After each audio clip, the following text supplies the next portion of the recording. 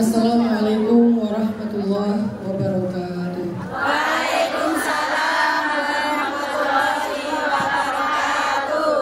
Alhamdulillahirabbil alamin. Alhamdulillahilladzi bi ni'matihi tatimmus shalihat wa bi fadlihi tatanazzalu khairat wal barakat wa bi taufiqihi tatahaqqaqul maqasid wal ghayat.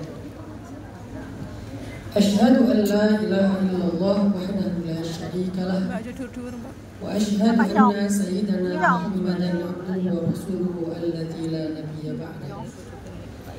Allahumma shalli ala sayyidina Muhammadin fil awwalin wa shalli ala sayyidina Muhammadin fil akhirin wa shalli wa sallim wa barik ala sayyidina Muhammadin fil mala'il a'la ila yaumiddin. Rabbana hab lana hukman wa alhiqni bis sholihin. Rabbi shrah li sadri wa yassir li amri wa hlul 'uqdatan min lisani yafqahu qawli amma ba'd. Apa kabar teman-teman semuanya? Alhamdulillah baik, sehat. Masih betah di Hong Kong?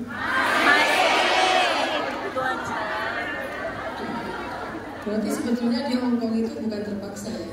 Tidak.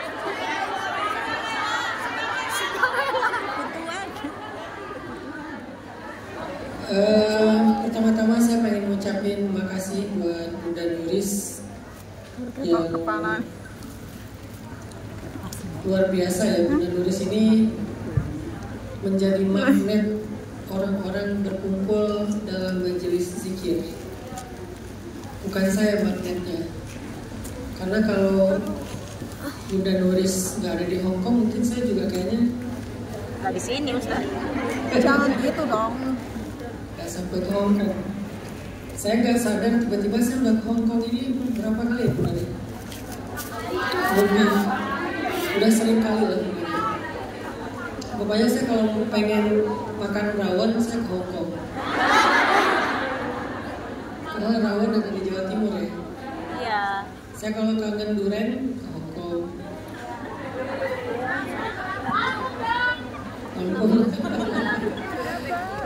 Makasih buat Bunda Nuris, teman-teman Ilham, teman-teman panitia, para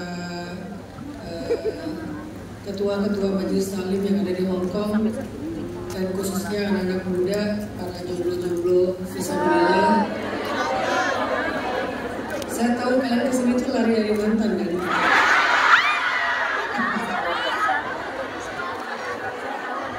Emang mantannya di mana? Di Taiwan ya? Dan makin dekat aja. Makasih buat kesempatannya. Saya kemarin nanya ke Bunda Nuris, memangnya di Hong Kong itu ada kajian siapa aja? Ternyata ada kajian para habaib, para kiai, para ustadz yang hebat-hebat. Sehingga saya sempat pesimis, emang ada yang mau hadir kajian saya bilang. Kata Bunda Nuris, ya ini cerita dulu, sabar aja. Kata Bunda Nuris, banyak Ustadz, kayaknya dalam beberapa hari udah soal udah habis ini tiket-nya. Disitulah saya sadar ternyata di Hong Kong itu banyak yang capek. Karena dari sekian judul-judul kan yang lain pengajiannya benar ya. Ada tentang bab ikhlas, bab sabar, bab siksa kubur ya. Ada nggak sih? Ada. Kok bisa-bisanya kalian hadir dalam kajian dengan tema gak bisa yuran? Capek, Ustaz. Jadi pas ditanya sama panitia, kamu mau milih yang mana? Ustadz Yura. Siapa Ustadz Yura? Semoga hari ini kita bisa belajar gimana cara mengelola rasa lelah mental atau capek. Karena saya yakin semua kita pernah capek. Saya juga kadang capek, bukan capek fisik ya. Kalau capek fisik kita bisa tidur, istirahat, makan, shopping. Shopping bisa nggak sih? Bisa. Ya bisa istirahat kalau capek fisik. Pijat. Iya. Bentar saya panasan.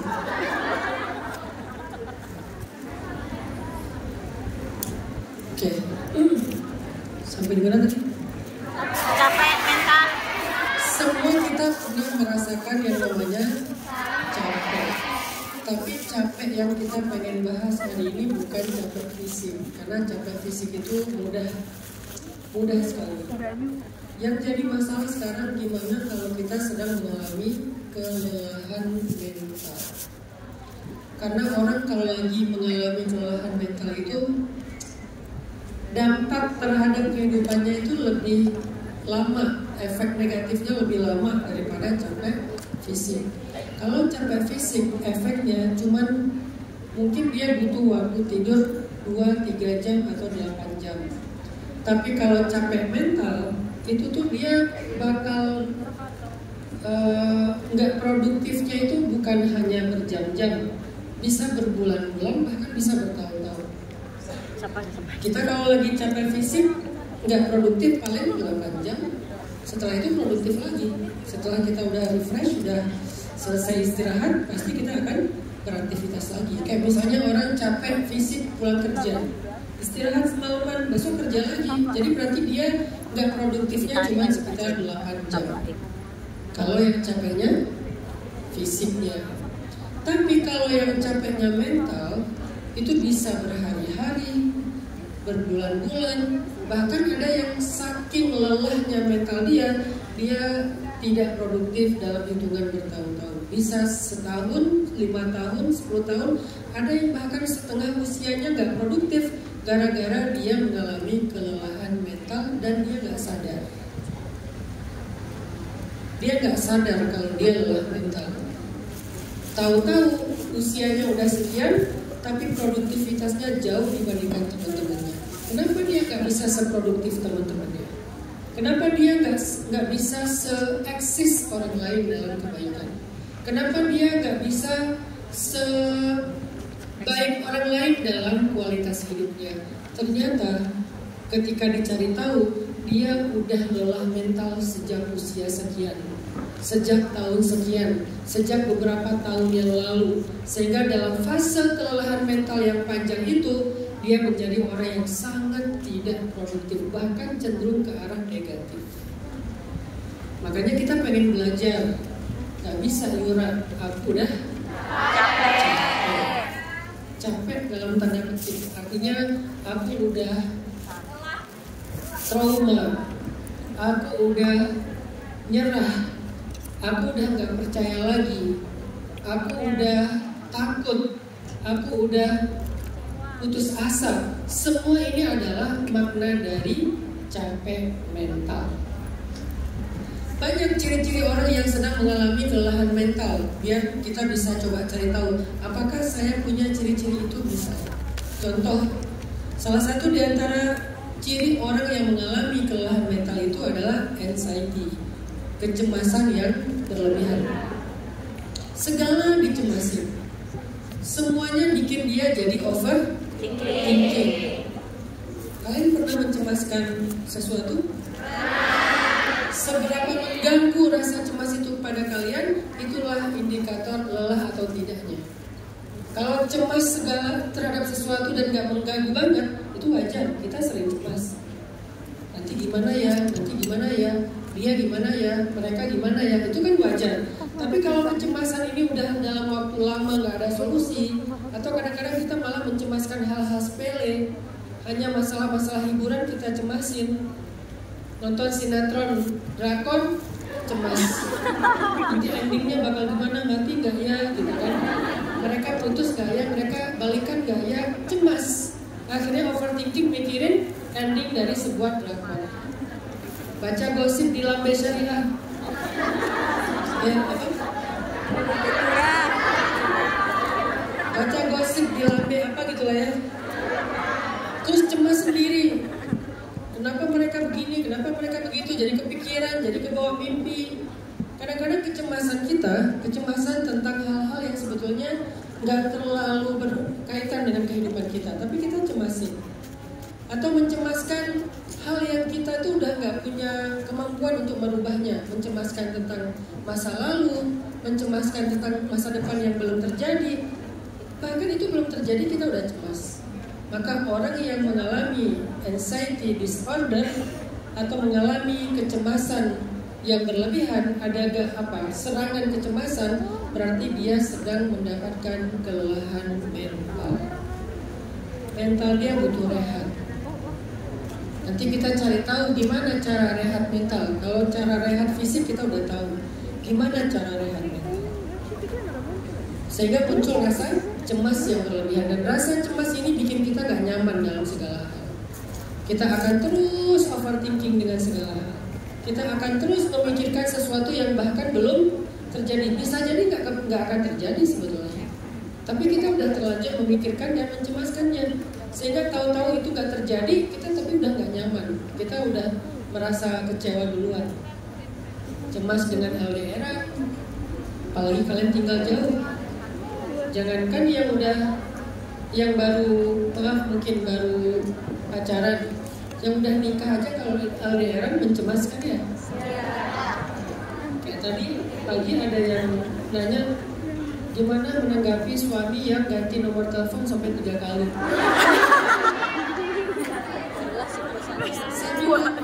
Kalian bukan khawatir, jangan-jangan memang kuotanya habis terus nggak bisa diisi, akhirnya nomornya mati, harus ganti nomor. Jangan-jangan dia ganti nomor gara-gara dia kejebak sama pinjol. Jangan-jangan dia ganti nomor karena dia diganggu sama mantan, demi kesetiaannya sama kamu dia ganti nomor. Jangan-jangan kan ada banyak kemungkinan kan? Tapi gara-gara cemas kita udah gak sanggup berhusnuzon. Sedangkan suuzon itu hanya menyiksa diri kita, tidak menyiksa orang lain. Ini kalian boleh jadikan sebagai quotes of the day. Gak penting-penting banget sih, tapi gak apa-apa lah kalian catat. Gak usah direkam. Mau direkam biar FYP boleh. Tapi syaratnya harus pakai filter yang bagus. Kalau sayangnya nggak putih, nggak akan saya request ya. Oh, quotes. Ada banyak hal yang terjadi dalam hidup kita sebetulnya lebih kecil dari pikiran kita. Yang membuat hal itu besar itu adalah prasangka kita, anxiety kita, kecemasan kita. Dan setiap kali kita berprasangka buruk kepada seseorang, prasangka itu tidak akan merugikan dan menyakiti orang itu. Prasangka buruk hanya akan menyakiti diri kita sendiri. Udah. Jangan panjang-panjang, kalau panjang namanya skripsi. Jadi ketika kita orang yang terlalu anxiety, terlalu cemas, kadang-kadang kita menuruti pikiran-pikiran buruk kita dibandingkan menuruti pikiran baik kita. Jangan-jangan, pokoknya setiap kalimat jangan-jangan lanjutannya adalah suuzon. Jangan-jangan. Semakin banyak kata jangan, semakin bukan jangan makanan ya. Semakin banyak jangan, semakin enak. Apa sih ini? Membahas makanan siang-siang. Semakin banyak kata-kata jangan, semakin kalian tertekan. Jangan-jangan mulai tertekan. Atau jangan-jangan makin tertekan. Atau jangan-jangan makin tertekan. Oh benar, jangan-jangan makin tertekan. Jadi semakin sering kalian mengatakan jangan-jangan, berarti semakin kalian anxiety, cemas. Dan kecemasan itu dimulai dari suuzon. Bagaimana kalau ternyata jangan-jangan suuzon kita ternyata benar, Ustaz? Gimana? Ya udahlah, kalaupun dia benar, minimal kalian selama beberapa waktu yang sebelumnya kalian udah menyiksa diri kalian lebih awal daripada seharusnya. Apa untungnya jangan-jangan? Apa untungnya kita suuzon sama orang lain? Mungkin jangan-jangan ada sih. Namanya juga jangan.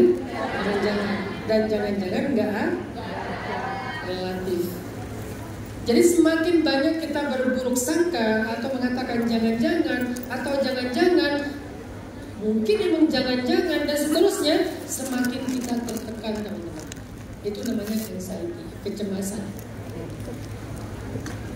Sehingga akhirnya yang terjadi, kita menjadi orang yang gak nyaman, kepikiran, overthinking, stres jadinya, depresi. Padahal yang kita khawatirkan ternyata gak ada. Maka apa jalan keluarnya? Udahlah, kalau dalam hubungannya dengan manusia, banyak-banyak tabayun. Sering-sering komunikasi, perbaiki hubungan komunikasi kita dengan seseorang.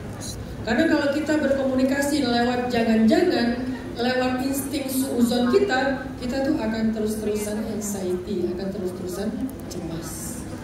Tabayun itu bisa dari orang yang curiga, bisa juga dari orang yang dicurigai untuk menghindari kecurigaan. Misalnya, biar gak terjadi kecurigaan ataupun kecemasan dalam hubungan suami istri, pasangan.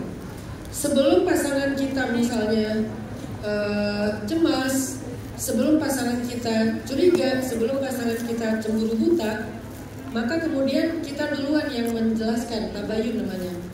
Maaf ya tadi begini, maksudnya begini, ada kejadian ini dan seterusnya. Sehingga pasangan kita merasa tenang. Saya punya prinsip dan saya berharap orang menghargai setiap prinsip orang lain. Saya punya prinsip, saya nggak mau foto sama perempuan. Terserah kalau ada ustadz kiai yang mau foto sama perempuan, saya hargai itu prinsip beliau. Tapi saya nggak akan mau foto sama perempuan kecuali diselingi sama laki-laki, atau kecuali berjarak, nggak bisa deketan. Makanya maaf bukan sombong, saya memang nggak mau foto sama perempuan. Dan saya pengen mensyiarkan para guru, para ustadz itu kalau bisa jangan diperlakukan kayak artis dan fans. Jadilah tetap sebagai guru dan murid yang ada adabnya, ada etikanya. Karena kalau kita dengan idola dan fans itu kan tarik-tarik, jambak-jambak rambut, gitu kan ya. Dan saya nggak pengen digituin, sehingga saya nggak mau foto sama perempuan. Kalau sama laki-laki pun saya fotonya sewajarnya, bukan yang foto kayak gimana gitu. Kadang-kadang ada juga foto saya sama laki-laki kan, pas lagi foto biasa aja, pas saya lihat hasilnya ternyata dia gini. Aduh, saya jadi geli. Saya nggak mau foto sama perempuan, itu prinsip saya. Tiba-tiba, namanya orang mungkin karena mengidolakan ya, lagi jalan ada ibu-ibu nerobos panitia langsung foto dan nempel gitu. Nah sebelum dia posting, saya udah tabayun dulu ke istri saya. Tadi maaf ya, tadi nggak sengaja karena panitianya mungkin lagi ribuan, ada ibu-ibu yang foto dan dia langsung nerobos ke depan. Sehingga itu cara saya untuk menenangkan pasangan saya. Itu adalah komunikasi. Jadi husnuzon atau suuzon, tabayun itu nggak hanya dari kita duluan yang curiga, tapi dari orang yang akan dicurigai juga berhak untuk tabayun duluan. Contoh, Nabi pernah pulang malam-malam berdua sama istrinya, kalau nggak salah waktu itu sama Sofia gitu kalau nggak salah. Siapa Sofia? Pokoknya sama istrinya. Pulang malam-malam sama istrinya, terus ngelewatin satu jalan yang agak-agak remang-remang itu, agak gelap. Kan waktu itu emang nggak ada lampu ya. Kalau malam banyak tempat ya gelap. Pas lewat di salah satu gang yang agak gelap, tiba-tiba di hadapan Nabi itu ada dua orang sahabat yang berpapasan. Jadi Nabi mau lewat, sahabat juga lewat jalan yang sama. Ngelihat Nabi lagi sama seorang perempuan, sahabat ini belok. Dia belok, gak mau berpapasan sama Nabi. Sama Nabi dipanggil, sini kata Nabi. Ada apa ya Rasulullah? Ini adalah istriku yang aku antar pulang biar dia aman di malam hari. Nabi tabayun, ini istriku gitu kata Nabi. Sebelum mereka sempat bersuuzon, Nabi tadi jalan sama siapa ya? Sebelum itu terjadi, maka Nabi tabayun dulu, ini istriku kata Nabi. Sehingga kemudian mereka bilang gini, ya Rasulullah, gak mungkin kami berburuk sangka kepada engkau. Apa kata Nabi? Mungkin sekarang enggak, tapi bagaimana besok, lusa dan seterusnya. Tiba-tiba ada gosip Nabi lagi dekat sama siapa. Oh pantesan malam kemarin, kan gosip itu berkembang kan? Gak hanya dalam satu omongan. Jadi kejadian sekarang disimpan dulu, belum jadi gosip. Baru jadi gosip besok, minggu depan, bulan depan, bahkan tahun depan. Kalau nggak ditabayun, suatu saat akan jadi bahan untuk mengembangkan sebuah gosip. Sehingga kata Nabi, sesungguhnya syaitan bersembunyi di dalam aliran darah manusia. Artinya dia tahu kapan dia harus bergosip, setan itu tahu banget. Nggak sekarang belum cukup bahan gosipnya, simpan aja dulu. Nanti begitu nemu lagi informasi berikutnya, terserah benar atau salah, kumpulin, lama-lama diramu, jadilah sebuah gosip. Dan gosip itu akhirnya jadi fitnah. Jadi akhirnya solusinya Nabi tabayyun, perbaiki komunikasi. Ini istriku, kata Nabi. Maka di sini pelajarannya buat kita, apa yang bikin kita cemas selama ini? Maka coba tabayyun. Apa yang berpotensi bikin keluarga kita cemas? Coba tabayyun. Kalau nggak dari orang yang suzon, yang duluan komunikasi, dari orang yang dicurigai, siapapun, perbaiki komunikasi, insya Allah akan menghilangkan kecemasan dan rasa tidak nyaman dalam sebuah hubungan. Perbaiki komunikasi. Lebih baik dalam berdiskusi, jangan langsung memvonis, jangan langsung menghakimi. Kita bisa menanyakan, kita bisa mendengar, karena kemampuan mendengar itu lebih penting daripada kemampuan berbicara. Hari ini semua orang bisa berbicara, tapi sedikit sekali yang bisa mendengarkan. Orang yang bijak adalah orang yang punya kemampuan mendengar lebih besar daripada kemampuan berbicara. Jadi jangan lihat orang yang bijak itu yang banyak ngomong, kayak penceramah kayak gini nih. Enggak. Kalian kalau mau menilai orang yang bijak, jangan nilai ketika dia di atas panggung kayak gini. Semua orang hebat kalau di atas panggung. Ngomongnya ideal banget gitu. Makanya kemarin pas saya lagi jalan-jalan sama Bunda Nuris, mau beli, waktu itu beli mie ramen ya Bunda, cari mie ramen. Di Hongkong kan banyak tuh yang enak-enak tuh. Sama Bunda bilang, ini Ustaz, enak. Ntar dulu, saya langsung buka Google Translate, kan itu bahasa Cina semuanya. Saya pakai Google Translate, saya cari ini komposisinya ada apa aja. Ternyata apa coba? Isinya adalah bubuk tulang babi. Salah satu ingredientsnya adalah pork bone powder. Jadi bubuk tulang babi itu salah satu ingredientnya. Saya temukan dengan cari di Google Translate. Kan Google Translate itu ada yang pakai kamera gitu kan, foto kan. Saya bilang ke Bunda, Bun ini nggak halal. Kata Bunda, Ustadz ini harusnya ceramah di atas panggung aja. Jangan dalam kehidupan sehari-hari. Kalau saya cuma ceramah di atas panggung, saya pencitraan. Kalau saya cuma bagus ketika ngomong kayak gini, berarti saya munafik. Apakah kalian mau mendengar nasihat dari orang munafik? Apa yang kita dengar nasihat dari orang munafik? Apa arti munafik? Yang nggak sama antara lisannya dengan perbuatannya. Apa yang kita dengar nasihat dari orang munafik? Orang yang kita dengar nasihat itu adalah orang yang sama antara lisannya dengan perbuatannya. Terserah penampilannya, makanya jangan menilai penampilan. Ini penampilan pakai kupluk nih, kayak Bob Marley, aliran-aliran Rastafarian reggae gitu. Oke, penampilannya kupluk, bajunya flanel, baju pantai kayak gini. Hatinya kupluk. Jadi jangan lihat pakai sorban kah, pakai kupluk kah, pakai baju gini kah, pakai baju gamis kah. Itu kan semuanya bisa disetting. Maka selaras nggak antara lisannya dengan perbuatannya, itu yang kita nilai. Makanya saya bilang, kalau kita mau menjadi orang yang baik, lebih dahulukan mendengar daripada bicara. Karena bicara semua orang bisa baik, tapi kemampuan mendengar, lalu kemudian menerima, berdamai, mengalah, berlapang dada, memaafkan, itu nggak mudah. Itu nggak mudah. Bahkan seorang Ustadz Kiai Habib pun belum tentu mampu. Nggak mudah itu kayak gitu. Jadi pertama, ciri orang yang mengalami kelelahan mental itu adalah anxiety, cemas yang berlebihan. Di antara contoh kecemasan itu adalah mencemaskan pasangan, mencemaskan orang tercinta, mencemaskan keluarga, mencemaskan anak, mencemaskan teman kerja, mencemaskan partner bisnis. Lalu apa solusinya? Tabayyun. Perbaiki komunikasi dengan pasangan, komunikasi dengan keluarga, perbaiki. Cara perbaikinya, jangan nunggu orang yang curiga curiga untuk nanya duluan. Kadang kita sebagai orang yang berpotensi dicurigai, kita duluan yang menjelaskan. Dan itu jauh lebih baik daripada ketika kita baru ditanya baru kita jelaskan. Itu berlaku dalam kehidupan Nabi, dalam kehidupan sahabat.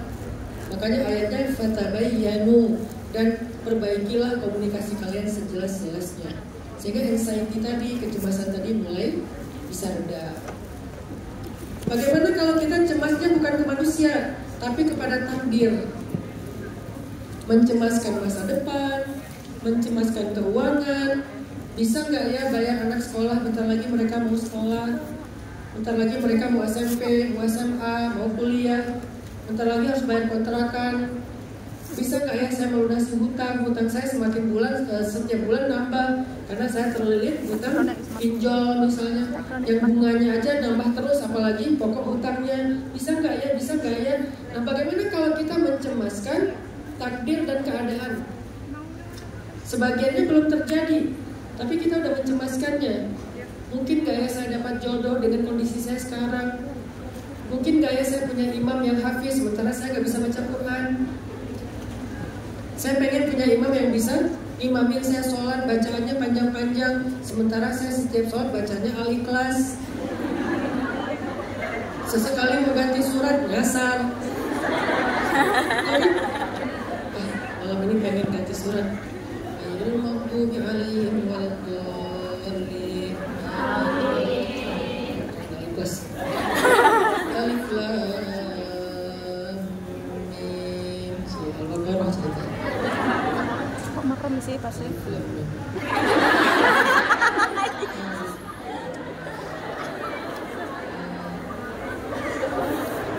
Qul huwallahu ahad. Balik lagi ke Al-Ikhlas. Mentok soalnya stoknya cuma Al-Ikhlas. Kalau ada stok yang lain pasti lebih pendek. Iya. Falaq, Anas. Apalagi? Quraisy, Al-Asr. Anas kan masih panjang. Ini yang pendek-pendek banget. Sekali-kali agak panjang dikit, nggak ada ujungnya. Ya ayyuhal kafirun la a'budu ma ta'budun wa la antum 'abiduna ma a'budu wa la ana 'abidun ma 'abadtum wa la antum 'abiduna ma a'budu wa la ana 'abidun.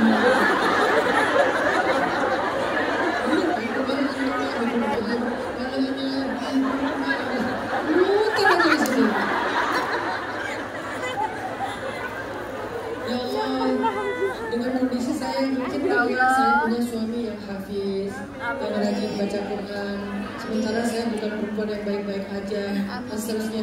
Gimana kalau kita mencemaskan tentang masalah takdir? Salah satunya masalah keuangan, karir, kesehatan, jodoh. Ada satu kalimat dari TikTok yang menurut saya relate, tapi agak vulgar kalimatnya. Ini bukan kata-kata saya, disclaimer dulu. Kalimatnya, kalau kalian khawatir tentang jodoh, kalian belum dapat pasangan, jangan khawatir. Bisa jadi calon pasangan kalian sedang mengurus surat cerai.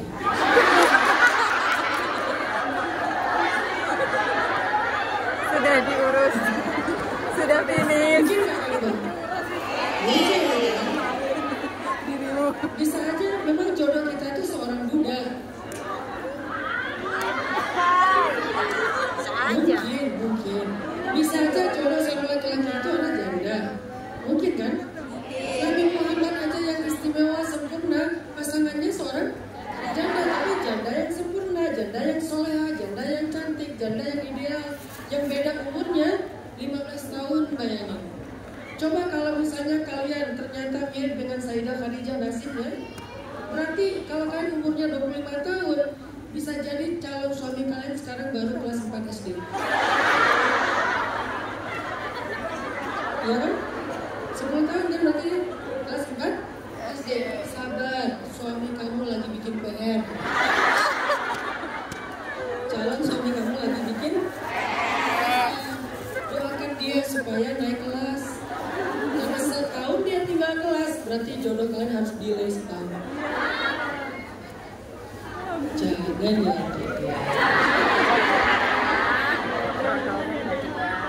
Gimana kalau kita cemas terhadap nasib, takdir? takdir, keadaan, hal-hal yang belum terjadi.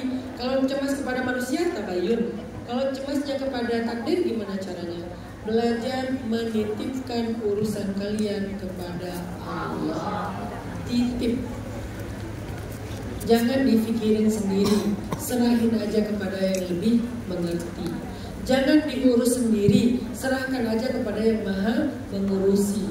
Jangan diperjuangkan sendiri, serahin aja kepada yang maha kuasa dan maha mengatur. Dia lebih jago dalam mengatur hidup kita. Serahin aja, titipin. Sehingga kalau kita udah menitipkan, ya Allah saya titip jodoh saya kepada Engkau, saya udah capek untuk coba-coba, saya udah capek membuka hati lalu dikecewakan, saya udah capek berkomitmen tetapi ditinggal pas lagi sayang-sayangnya, saya udah capek nge-follow mantan di akun kedua. Ya Allah, misalnya ya, titipin, ya Allah aku titip jodoh aku, ya Allah aku titip masa depan aku, ya Allah aku titip masalah aku, ya Allah aku titip keluarga aku, ya Allah aku titip anakku, ya Allah aku titip pasanganku. Engkau sebaik-baik penjaga, titipin sama Allah, gak usah kita yang urus. Karena kalau kita yang pikirin, kita yang mengurus, kita orang yang bodoh dan lemah. Udah gak bisa, gak sanggup, biar Allah aja yang urus. Makanya Nabi SAW bersabda, nah Allah itu idza studi'a syai'an hafizah. Allah kalau dititipkan sesuatu pasti dijaga. Masalahnya kita nggak nitip sama Allah, kita pikirkan sendiri, sehingga overthinking tadi, sehingga anxiety tadi, karena kita pikirin sendiri ini gimana. Kalau nggak nemu jalan keluarnya, kita kayak ngerasa nggak mungkin. Padahal kalau kita titipkan kepada Allah, nggak ada yang nggak mungkin bagi Allah. Kata nggak mungkin itu hanya berlaku untuk manusia. Sedangkan Allah, salah satu sifat 20-nya Allah itu adalah kudrat. Kudrat itu kalau dalam bahasa Asmaul Husnanya qadirun, muridan, kan gitu ya. Kudrat, iradah kan sama kan? Dan Allah berfirman di dalam surat Al-Mulk, wa huwa ala kulli syai'in qadir. Artinya apa? Apa arti wa huwa ala kulli syai'in qadir? Arti wa huwa ala kulli syai'in qadir, Allah bisa apa aja. Gampang, gak usah terlalu formal lah terjemahan, susah dimengerti. Yang sederhana, ala kulli syai'in qadir itu artinya Allah bisa apa aja, gak ada yang gak bisa. Dan kalau Allah berkehendak, idza arada syai'an ayyaqula lahu, kalimatnya apa? Kalimatnya, kalau Allah menginginkan sesuatu, maka Allah mengatakan bukan kun fayakun. Kun, udah segitu. Sejak kapan jadi kun fayakun? Di Indonesia emang aneh-aneh ya. Tiba-tiba jadi mantra ya. Kun fayakun. Enggak ada kayak gitu. Jangan ada katanya kun, udah gitu. Fayakun itu beda lagi. Kan kun artinya jadilah, maka jadilah. Nah, maka jadilah itu bukan kata-kata dari Allah. Kata-kata dari Allahnya kun, jadilah udah. Sehingga ini apa sih? Ada ngerti gak sih? Ya gitulah pokoknya. Yang saya mau sampaikan teman-teman, obat dari kecemasan, obat dari lelah mental, gara-gara kita mencemaskan sesuatu yang kita nggak mampu menjalaninya, nggak mampu mencari jalan keluarnya, nggak mampu mengontrolnya, karena itu belum terjadi atau sudah terjadi. Gimana cara mengobati kecemasan kayak gini, anxiety kayak gini? Belajar yang namanya menitipkan urusan kita kepada Allah. Coba kalian punya mushaf digital kan di handphone? Punya. Coba buka surat Al-Kahfi.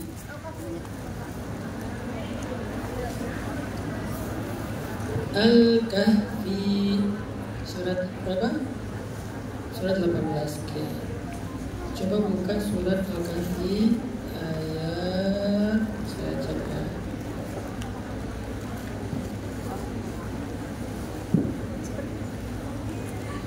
Surat Al-Kahfi ayat 82. Ini bukti Allah kalau dititipin sesuatu pasti dijaga. Allah berfirman di surat Al-Kahfi ayat 82.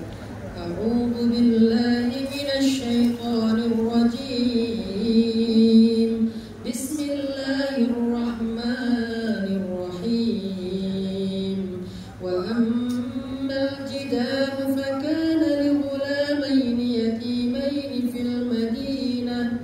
وكان تحته كنز لهما وكان أبوهما صالحا فأراد ربك أن يبلغا أشدهما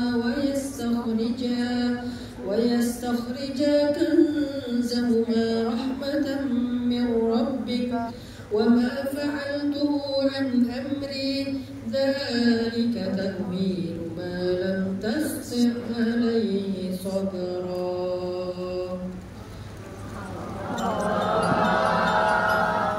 Apa terjemahannya? Wa ammal jidar, adapun dinding, sesungguhnya itu adalah milik kedua anak yatim di kota tersebut. Dan di bawah dinding itu ada harta yang disimpan oleh ayah mereka. Sedangkan ayah mereka berdua adalah laki-laki yang solih.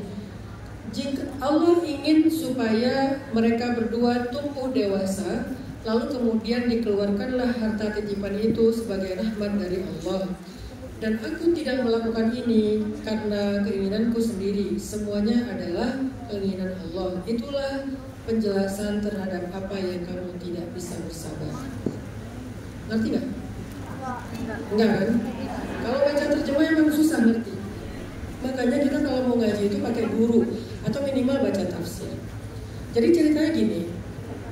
Ini kan cerita Nabi Musa dengan Nabi Khidir misalnya. Suatu ketika Nabi Khidir dengan Nabi Musa melakukan perjalanan safar. Sampai di sebuah negeri, Nabi Khidir minta tolong kepada penduduk itu untuk ngasih tumpangan menginap karena udah kemalaman. Di zaman itu, memberi tumpangan menginap untuk musafir itu adalah bagian dari kewajiban. Jadi kalau ada musafir yang terlantar, harus kasih tempat menginap untuk mereka, ada kamar untuk mereka. Nah ternyata setiap rumah di negeri itu menolak karena orang di negeri itu pelit semuanya, pelit, egois, jahat. Akhirnya Nabi Khidir dengan Nabi Musa terpaksa menginap di sebuah rumah yang sudah roboh, rumah tua, rumah terbengkalai, roboh, jelek, nginaplah di situ. Gara-gara di semua rumah ditolak.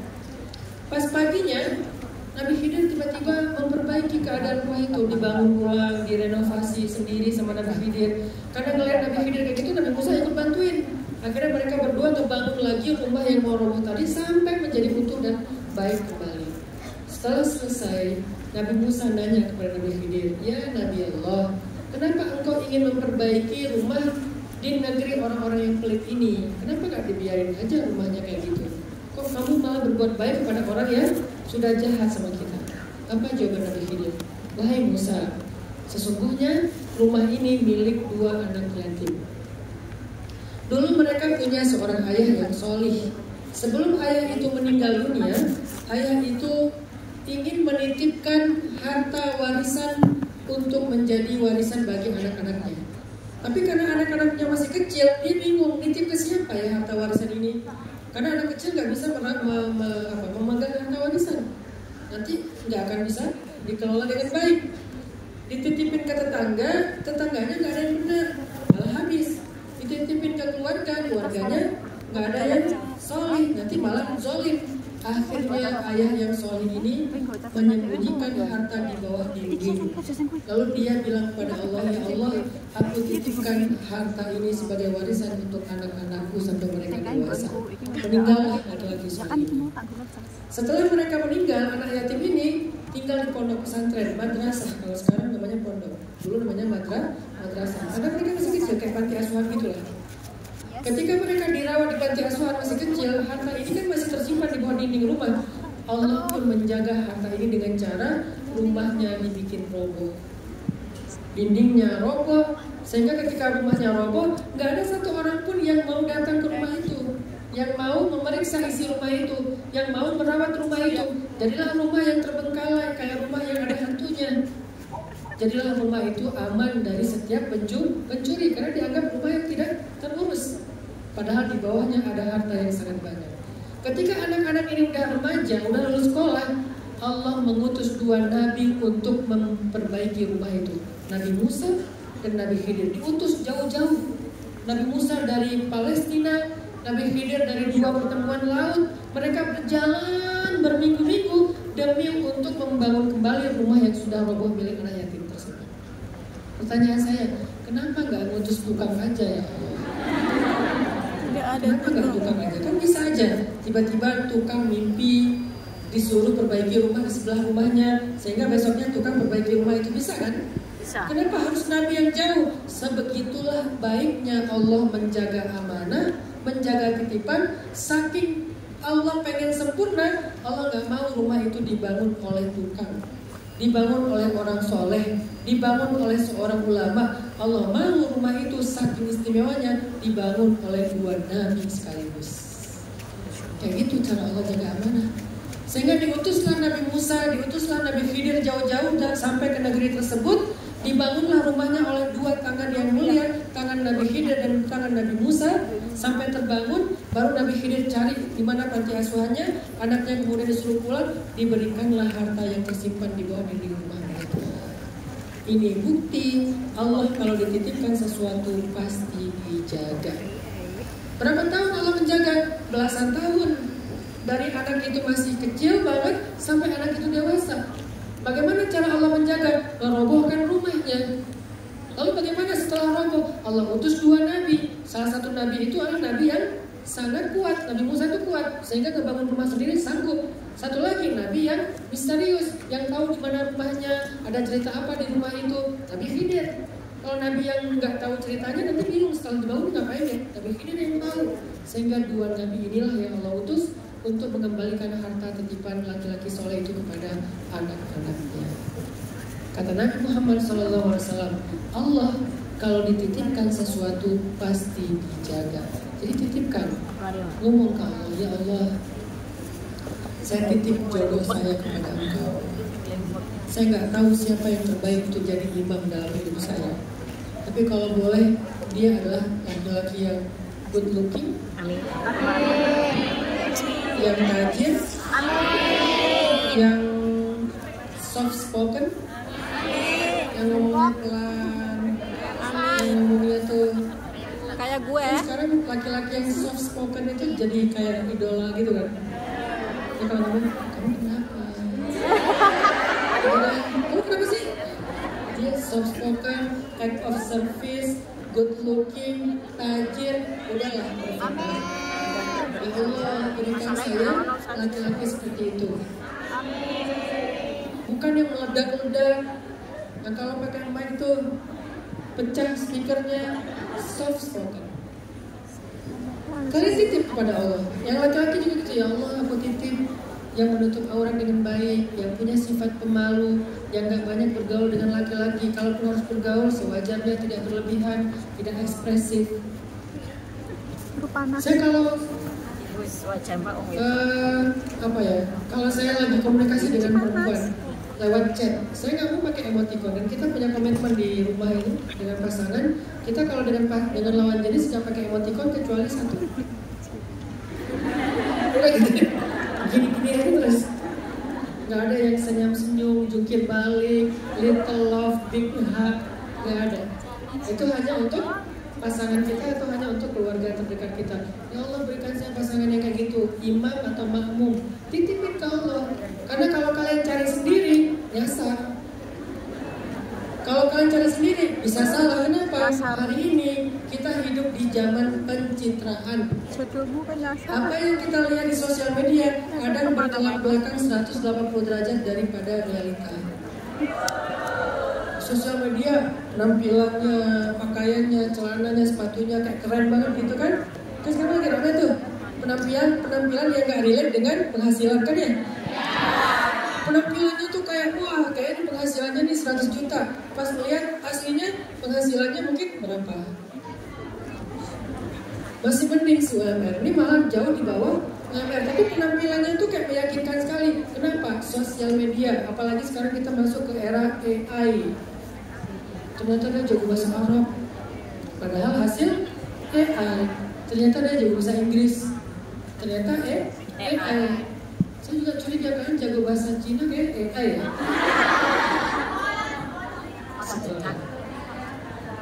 Jadi titipkan sama Allah. Masalahnya apa? Titip, ya Allah saya titip jodoh. Ya Allah saya titip kalau udah punya pasangan. Ya Allah saya titip pasangan saya di rumah yang jauh dari saya. jangankan LDRan, saya ada di sebelahnya aja saya khawatir. Apalagi sekarang saya nggak ada di sebelahnya. Kuatkan iman dia ya Allah, lindungi dia ya Allah dari orang-orang yang ingin merusak rumah tangga kami. Saya titip anak-anak saya ya Allah, semoga mereka jadi ahli sholat, nggak pernah ninggal ngaji, nggak pernah bolos sekolah, supaya mereka menjadi anak yang sholat. Titip. Karena kita nggak mampu mengendalikannya sendiri, mengurusnya sendiri. Jadi cara mengurangi kecemasan tentang sesuatu yang sifatnya takdir, keadaan hidup, titipkan masalah kita kepada Allah. Baca doa ini, boleh jangan rekam untuk dihafal. Bentar, nggak bisa. Jangan lupa filter. Doa menitipkan sesuatu kepada Allah. Allahumma. Gak usah diulang. Ini bukan TPA. Ini doa contoh ya, kalian bisa rekam. Allahumma inni astaudi'uka umuri kullaha, nafsi wa ahli wa hayati, illam takun laha faman laha, wa anta khairun hafidha. Ya Allah, sesungguhnya aku titipkan kepada Engkau segala urusanku, diriku, keluargaku, hidupku. Jika bukan Engkau yang menjaganya, siapa yang menjaganya? Sedangkan Engkau sebaik-baik penjaga. Nah, segitu doanya. Ustaz, kalau bahasa Indonesia boleh. Tapi kalau kalian mau menghafal bahasa Arabnya, nggak bisa dipakai di dalam sholat. Karena sholat itu ada waktu yang paling mustajabah doa. Salah satunya adalah ketika sujud. Gak bisa kalian pakai bahasa Indonesia. Ya Allah, aku lagi bete ini, lagi sujud, gak bisa. Sehingga itulah keistimewaannya bahasa Arab, bahasa Al-Quran. Jadi hafal. Kalau kalian gak bisa ngehafal sekaligus, dicicil. Satu hari satu kata. Hari ini Allahumma, udah. Besok ini. Lusa astaudi'u. Lusanya lagi ka. Sehari cuma satu kata. Selama 2 minggu akhirnya tuntas satu doa, udah dipraktekkan. Selama belum hafal semuanya pakai bahasa Indonesia dulu. Begitu udah hafal satu kalimat, praktekin. Ya Allah, Allahumma inni astaudi'uka umuri kullaha, hayati wa nafsi wa ahli wa amali. Terserah, tambahin aja. Dan tutup dengan kalimat wa anta khairul hafidh. Engkau sebaik-baik penjaga ya Allah. Titipin. Sehingga nanti kita akan mendapatkan keajaiban seperti laki-laki soleh yang ada di surat Al-Kahfi, yang bertahun-tahun dia menitipkan hartanya kepada Allah, sedangkan anak yang dia tinggalkan masih kecil, bertahun-tahun Allah jaga. Ketika waktunya mengembalikan harta itu kepada anaknya, Allah datangkan 2 nabi yang soleh jauh-jauh untuk membangun kembali rumah anak yang tersebut. Sebaik itulah Allah dalam menjaga amanah dan titipan. Jadi 2 itu ya, cara mengurangi kecemasan. Kalau cemas dengan manusia, belajar memperbaiki komunikasi.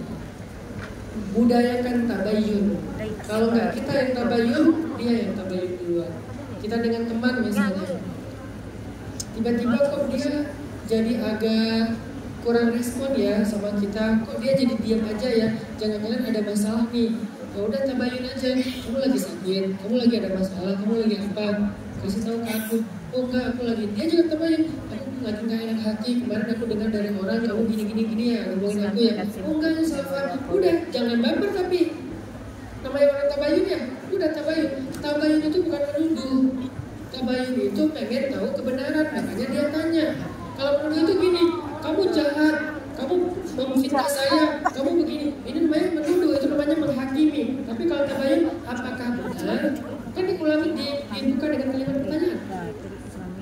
Kita nanti dengan pasangan juga gitu, jangan gampang baperan. Suami cuma pengen tabayun, kita bilang dia menuduh, kita bilang dia curiga, bukan. Emang hak dia, hak istri, hak suami untuk tabayun. Kecuali dia mengatakan, jadi kamu begini, nah itu baru namanya menuduh. Tapi kalau sekedar benar nggak kalau kemarin begini, benar nggak? Kalau nggak, udah selesai. Nggak usah dilanjutkan, jangan gampang baper. Ini namanya tabayun. Dan Allah mengatakan fatabayyanu, bertabayunlah kalian supaya tidak muncul kesalahpahaman. Cara kedua, untuk menghilangkan kecemasan, biar kita nggak gampang capek mental, belajar menitipkan urusan kita kepada Allah. Yang paling bikin kita capek itu adalah kita pengen mengurus semuanya sendiri. Karena kita itu udah ada yang ngurus Allah.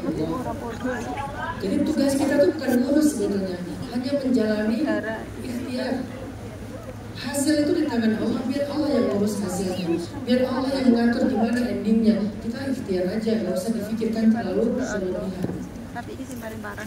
Dan ini bukan retorika ya, ini bukan nasihat, cuman narasi doang. Ini pengalaman pribadi. Semua kita punya masalah, termasuk saya. Saya kadang dikasih ujian yang ringan, kadang dikasih ujian yang berat. Tapi walaupun ujiannya berat, saya merasa tetap nyaman karena saya tahu ada yang mengurus hidup saya.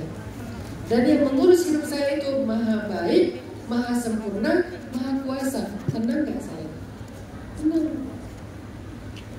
Seorang anak kuliah ke luar negeri, kok dia tenang di luar negeri? Karena semua kebutuhannya dicukupkan oleh ayahnya. Kok bisa dia begitu tenang? Ayahnya seorang yang kaya raya konglomerat.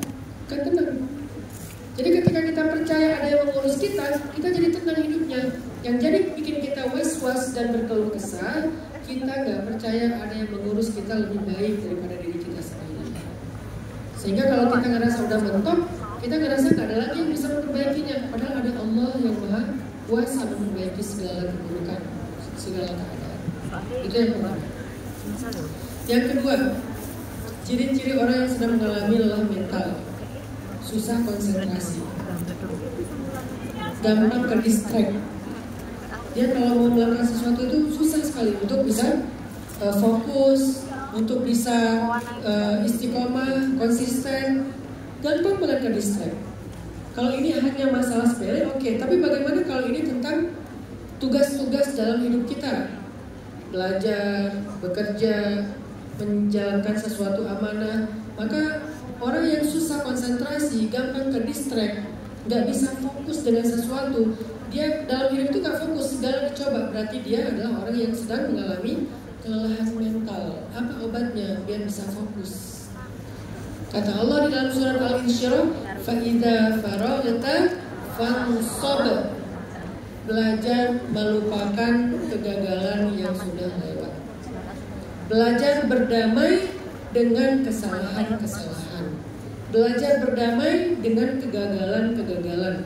Jangan terlalu menuruti trauma. Karena kalau kita masih terus-terusan trauma, kita nggak berdamai dengan kegagalan.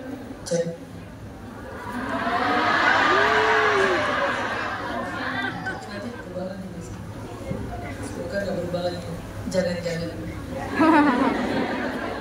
Apa tadi? Kalau kita nggak bisa berdamai,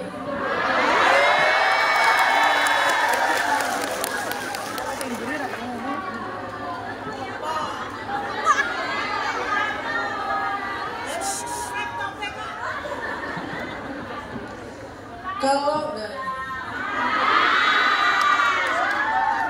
ini yang penting materi, itu orangnya. Kalau kita nggak bisa berdamai dengan sebuah kegagalan, nggak bisa berdamai dengan masa lalu, kita itu jadi orang yang nggak akan pernah bisa fokus dengan masa depan. Makanya Allah bilang kalau kamu udah selesai dengan urusan sebelumnya, baru kamu bisa bersungguh-sungguh dengan urusan berikutnya. Jadi harus selesai dulu dengan masa lalu. Gak bisa fokus dengan pasangan yang ada sekarang. Masih ke-distract dengan apa? Mantan. Karena berarti masih comparing, masih membanding-bandingkan. Kita masih gak bisa fokus karena kita terlalu banyak membandingkan ke kanan dan ke kiri. Suami teman saya, adik ipar adalah membandingkan dengan ipar, membandingkan dengan teman, suami teman, membandingkan dengan mantan, membandingkan dengan ayah, membandingkan dengan paman. Kita terlalu banyak membanding-bandingkan, akhirnya kita jadi orang yang gak fokus kepada apa yang ada dalam kehidupan kita. Comparing kita membuat kita merasa gak bisa bersyukur dengan apa yang kita dapatkan. Nah itu salah satunya belum rilis dengan masa lalu. Udahlah, jangan dibandingkan. Kita pernah gagal, pernah sakit, udah.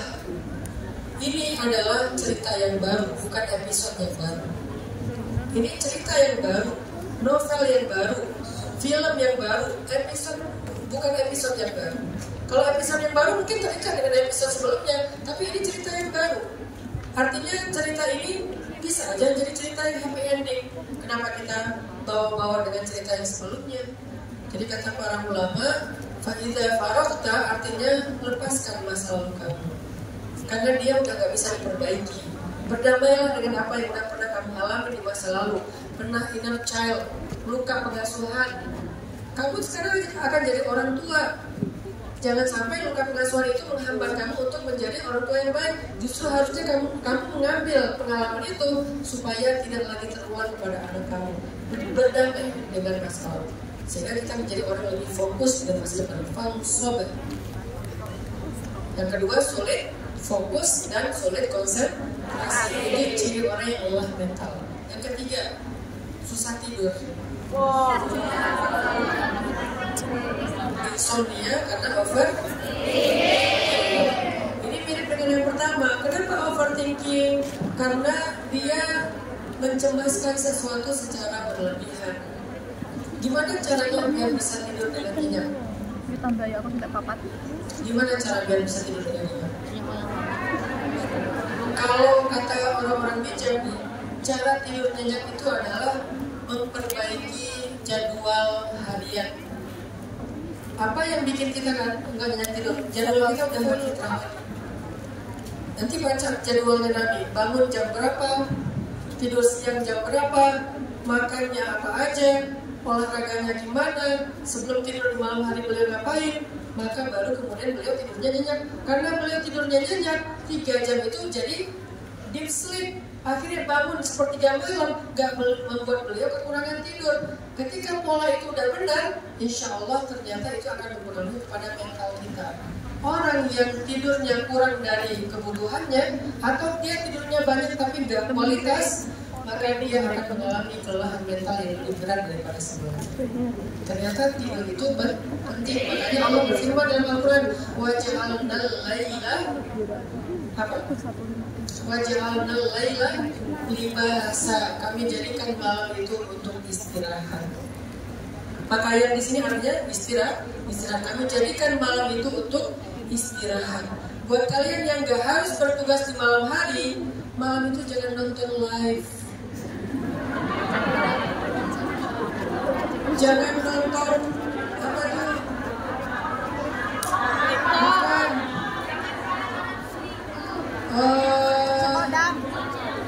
Kita kan punya misalnya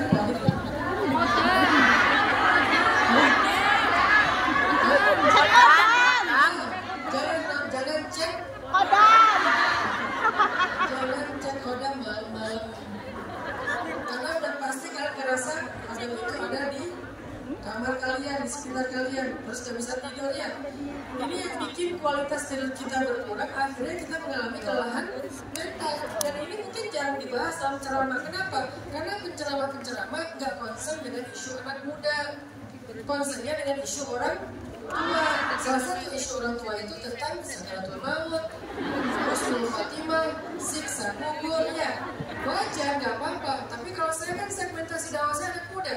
Masalah anak muda hari ini adalah masalah mental. Dan salah satu di antara penyebab kelelahan mental itu adalah istirahat yang tidak berkualitas. Kenapa istirahatnya nggak berkualitas? Salah satunya karena pola hidupnya nggak sesuai dengan sunnah Nabi. Ya ada satu lagi rahasia hidupnya. Sholawat.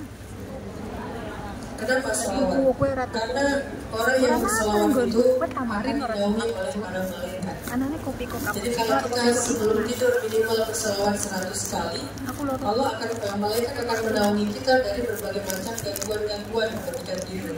Sehingga tidur kita itu deep sleep, kualitas, dan insya Allah kalau sholawat kita dawam bisa bermimpi ketemu Rasulullah SAW. Mau ketemu dengan Nabi? Karena ketemu dengan Nabi di dalam mimpi seperti ketemu Nabi dalam kehidupan sejati, kehidupan real. Jadi ketemu Nabi dalam mimpi itu kayak ketemu Nabi dalam kehidupan nyata, nggak ada bedanya. Kenapa bisa kayak gitu, San? Karena Nabi tidak bisa dijelmakan oleh syaitan. Kalau ketemu dengan mantan, maka itu adalah nggak bilang mantan setan ya. Ibu ingat, kalau mimpi ketemu dengan mantan maka itu adalah karena cuma satu orang yang setan nggak bisa menyerupai, dia adalah Rasulullah. Sehingga siapa yang bertemu dengan Rasulullah dalam mimpi itu seperti bertemu Rasulullah dalam kehidupan nyata, senyata itu. Di mana seseorang bertemu dengan Rasulullah dalam mimpi, salah satu amalannya adalah dawam sholawat, nggak boleh kurang dalam sehari minimal 100 kali. Kalau bisa ditambah bertahap, pertama 100 kali udah 40 hari, 200 kali 40 hari, 300 kali 40 hari. 40 hari itu waktu disebut dawam. Lalu tambah targetnya jadi 200, 300, 400, 500. Ada yang hari ini saya punya teman yang dia sholawat sehari 3000 kali dan itu sudah bertahun-tahun. Kemarin ada kejadian di Madinah sama saya. Jadi kan kemarin saya ke Maluku kan, ada dakwah di Maluku lah. Dia jemput seorang dokter, dia jemput saya di bandara, terus dia cerita gini, Ustaz, maaf saya ingin menyampaikan sebuah amanah. Boleh minta waktu 5 menit? Oh boleh. Amanah dari siapa? Amanah dari Rasulullah katanya. Saya kaget. Wah saya salah apa nih? Sampai ada ya dapat amanah untuk disampaikan pada saya dari Rasulullah. Memang ada apa Pak? Ada apa dengan Rasul? Dulu Ustaz umroh nggak tahun 2022? Dia tanya gitu. Ya saya umroh bulan berapa? Bulan Desember. Awal, tengah, atau akhir? Entah saya cek ini foto saya untuk umroh. Kan di foto ada tanggalnya kan? Saya cek. Oh ya, di awal.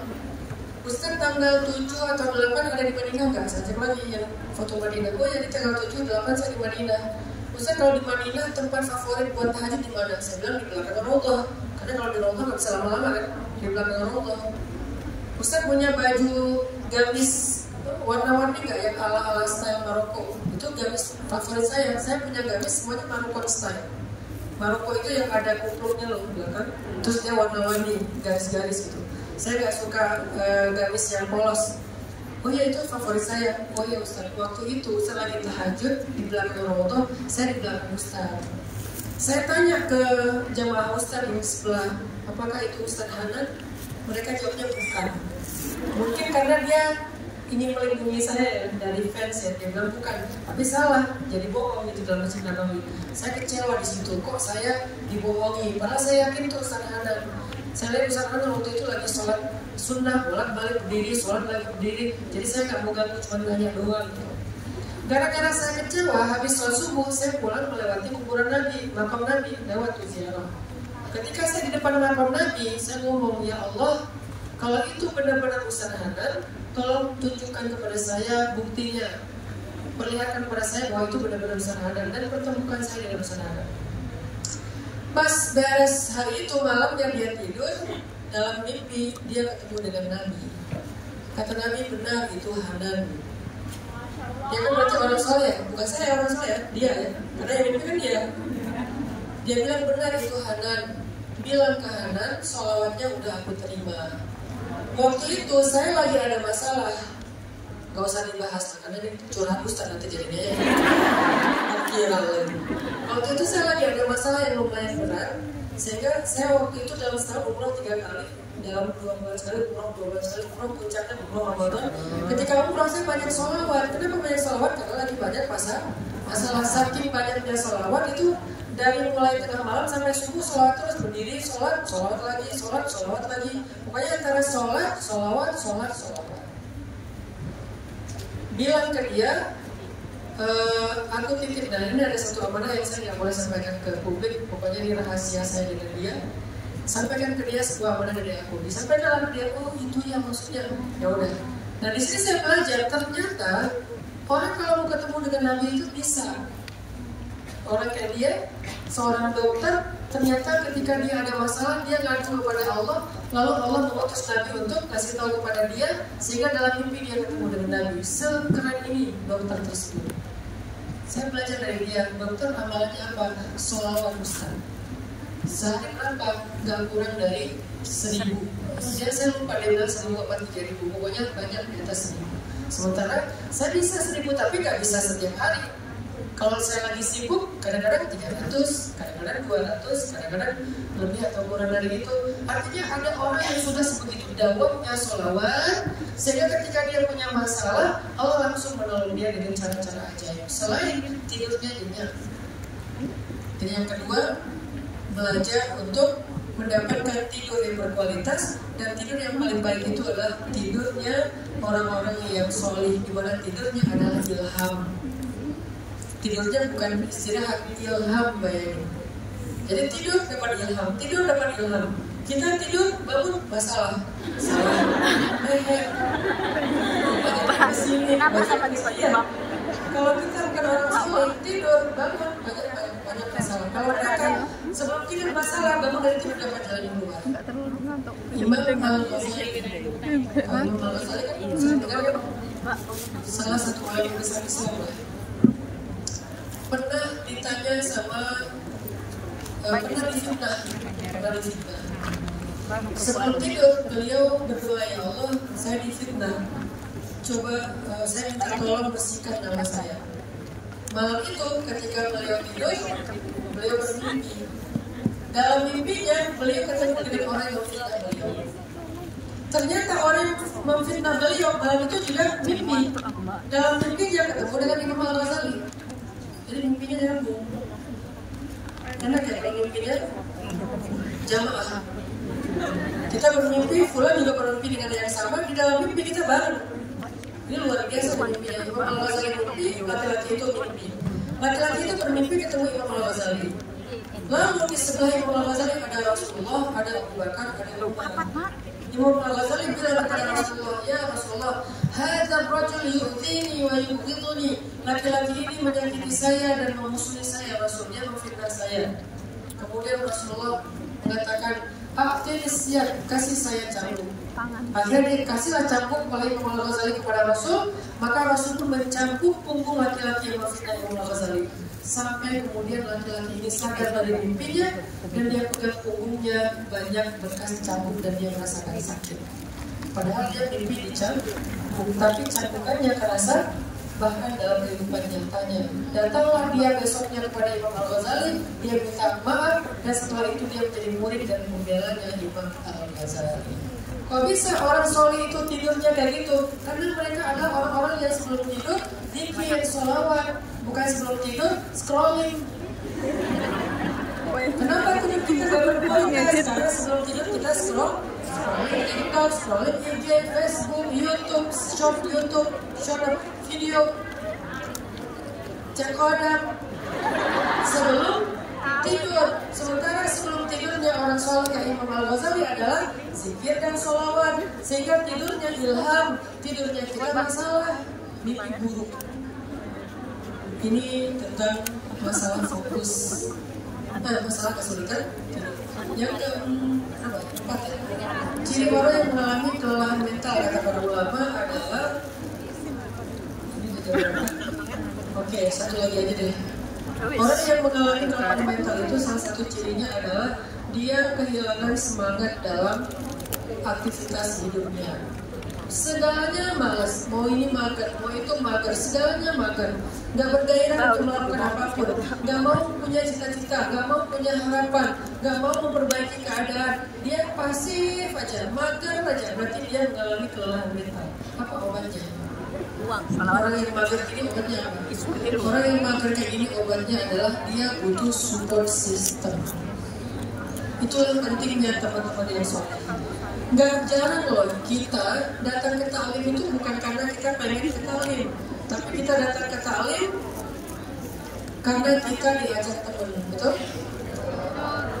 Hal-hal yang positif yang banyak kita lakukan itu tuh gara-gara support system kita mendukung. Dia ngajak, kadang-kadang sekedar maksa, terus udah gitu nemenin, udah gitu memotivasi, kadang-kadang malah memodali, kadang-kadang malah bantuin. Ini yang bikin kita tergerak kepada kebaikan-kebaikan apapun itu, termasuk dalam urusan karir, urusan rumah tangga, urusan jodoh. Maka rawatlah pertemanan, teman-teman. Rawatlah pertemanan. Teman itu mahal, apalagi kalian yang merantau di luar negeri. Teman itu sama dengan keluarga. Kalau kalian nggak punya teman karena nggak bisa merawat pertemanan, hidup kita itu nggak punya support system.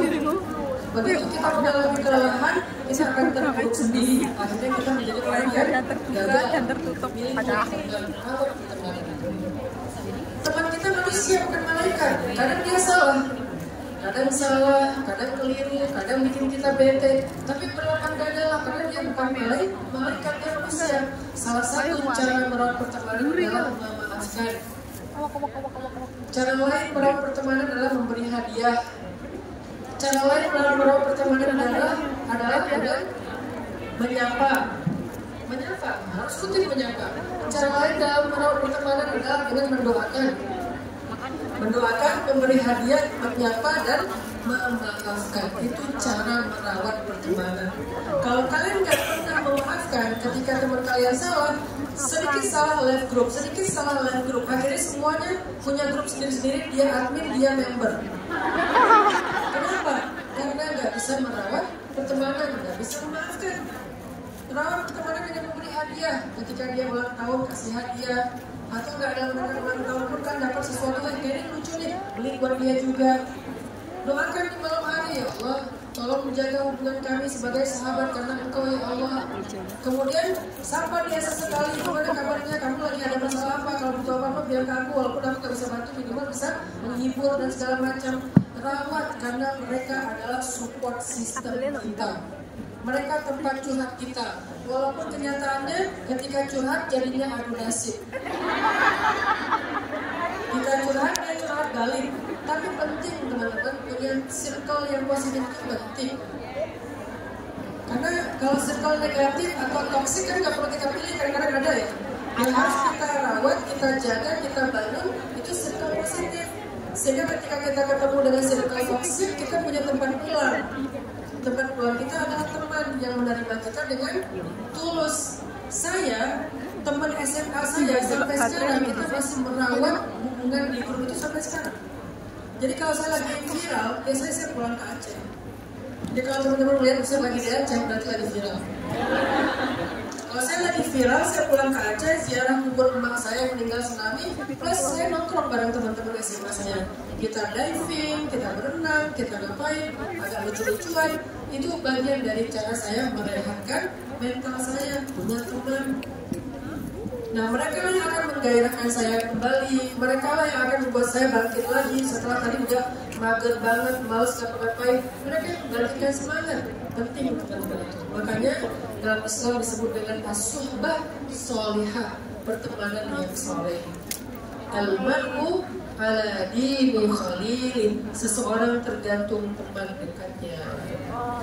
Semoga beberapa tips yang saya berikan ini bisa menjadi life hacks kita. Pertama, kalau kita sedang merasa capek dengan urusan hidup kita, sehingga kita mau muncul rasa cemas berlebihan, obatnya 2, perbaiki komunikasi dengan manusia. Yang kedua, belajar menitipkan urusan kita kepada Allah. Terus kalau kita merasa capek, akhirnya kita nggak bisa fokus dengan apa yang kita kerjakan. Belajar berdamai dengan kesalahan.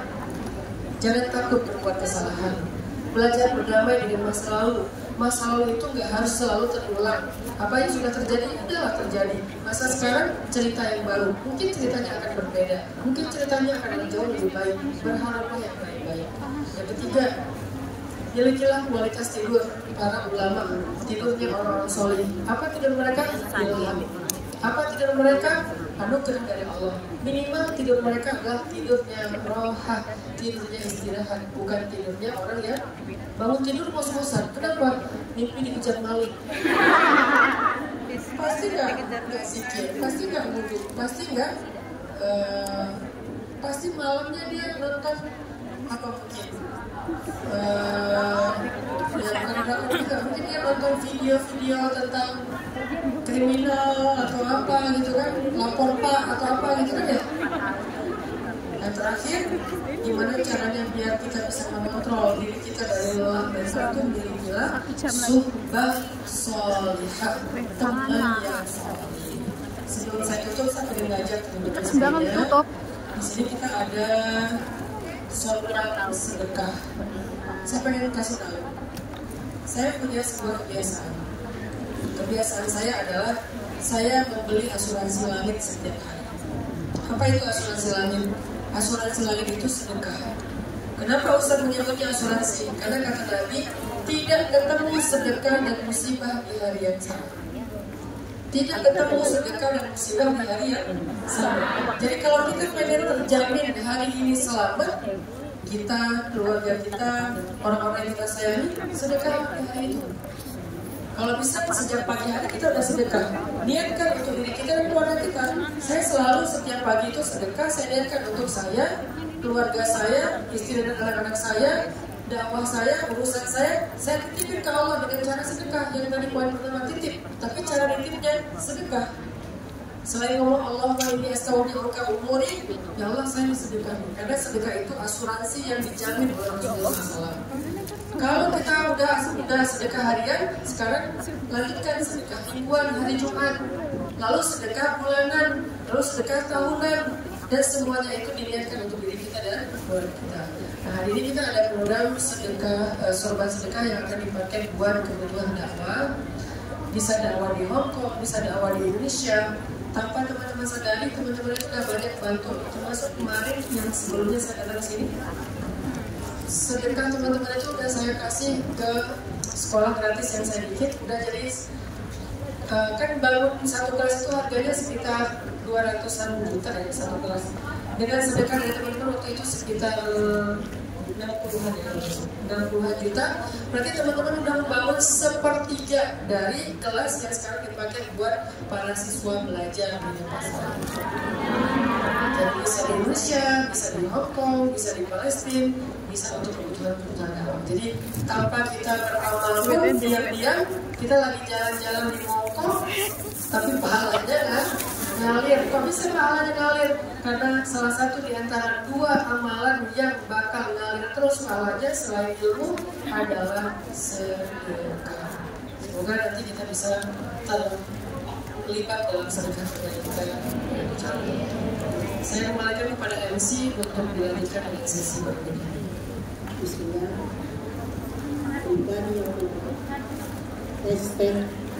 Tes. Bismillah, berikan yang terbaik sambil berselawatan sebentar dari pagi ya.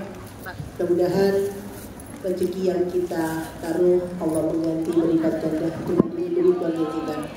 Sallallahu ala Muhammad. Muhammad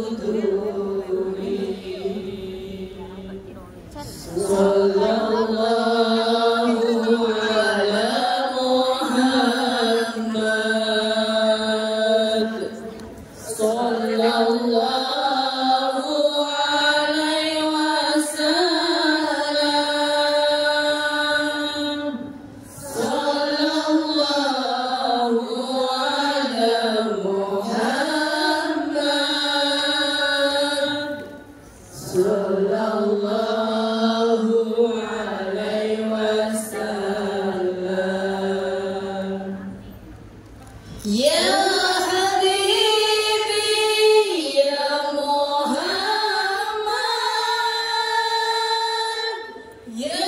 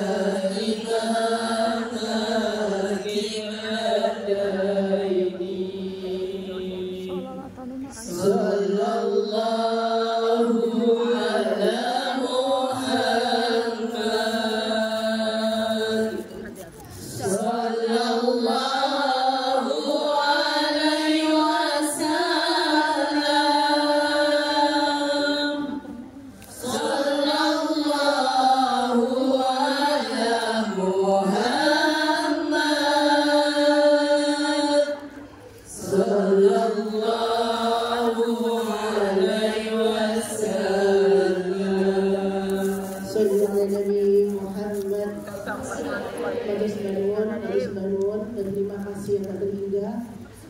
Bunda tidak bisa mengucapkan apa-apa lagi dan Bunda tidak bisa membalas kebaikan panjenengan. Mudah-mudahan sedekah yang panjenengan taruh di wong putoi lamsek tadi itu adalah pertanda birunya cintaku padamu. Mudah-mudahan Allah mengganti semuanya, dimudahkan semua masalahnya, dilunaskan utangnya, disembuhkan sakitnya, dibaikan majikannya deh, sudah tidak ada kata-kata kecuali matur sembah nuwun. Dan acara selanjutnya yaitu tanya jawab bener ya Ustaz ya. Tanya jawab selain tanya jawab yang ada di surat cinta, ya kan? Ada pertanyaan, saya ambil 2 orang karena waktunya semakin petang ya. Pertanyaan bukan curhat ya.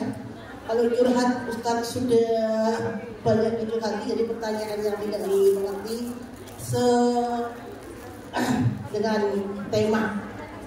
Sekali ini dengan tema yaitu namanya apa sih waktu tujuh kok buri. Saya nggak ada buri, mohon maaf ya karena mic yang sampai di situ. Ya, ayo yang sana sini. Sini sayang. Mungkin ada yang tanya benernya nggak dipasang Bun demi keamanan sementara ya. Iya Bun. Background.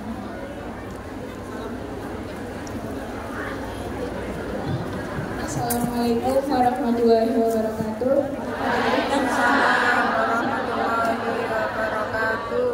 Sebelumnya perkenalkan, nama saya Mar'atus Solihah. Saya dari Indramayu.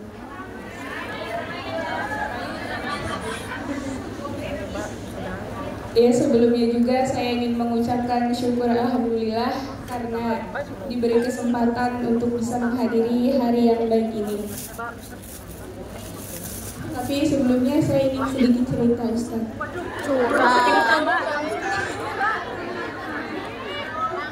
Ya, jadi belum lama ini saya dekat dengan seorang laki-laki.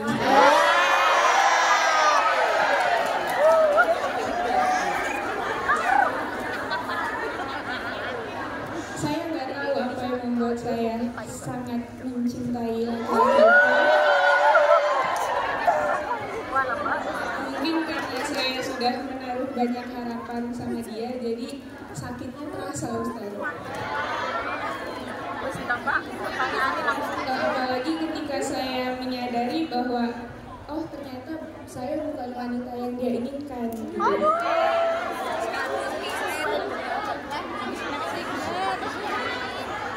Dan ketika saya patah hati, saya melewati hari-hari saya itu sangat overthinking terus anxiety terus, Ustadz. Saya merasa bahwa hidup saya itu nggak tenang. Dan ketika saya merasa tidak tenang itu, saya selalu berusaha untuk beristighfar, Ustadz. Ternyata intensitas beristighfar itu akhirnya mendorong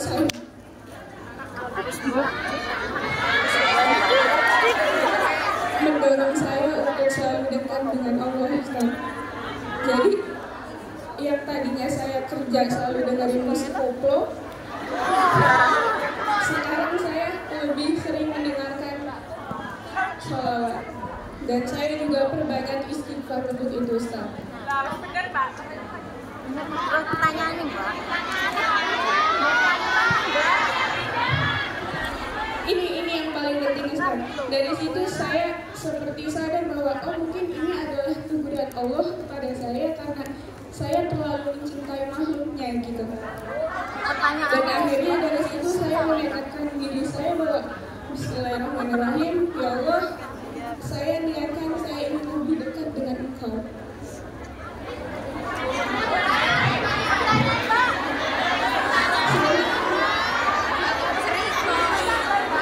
Karena qadarullah, Ustaz, saya ditinggal ibu saya sejak saya umur 14 tahun. Usia saya umur 26 tahun. Dan selama itu, selama hampir 12 tahun, saya hidup sebatang kara, Ustaz. Saya melalui kehidupan saya sendiri, saya jatuh bangun saya sendiri, Ustaz. Saya bahkan pernah kelaparan di kota orang. Dan saya pada saat itu merasa bahwa gak ada orang yang peduli dengan saya kecuali Allah. Telung menit. Pertanyaannya itu, saya mulai tahu ingin hijrah, Ustaz. Tapi bagaimana caranya agar saya bisa istiqomah? Dan kedua, bagaimana kan kalau misalkan mungkin dari teman-teman yang masih mempunyai keluarga orang tua yang utuh, dia bisa meminta ridho kepada orang tuanya untuk mendoakan keberhasilan kita. Sedangkan mar'atus solihah. Cukup, Pak. Baik,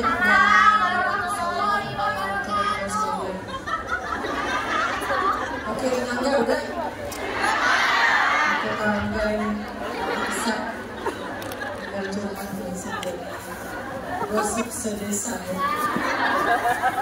Oke, apa pelajaran yang kita dapat dari Mbak Mar'atus Solihah?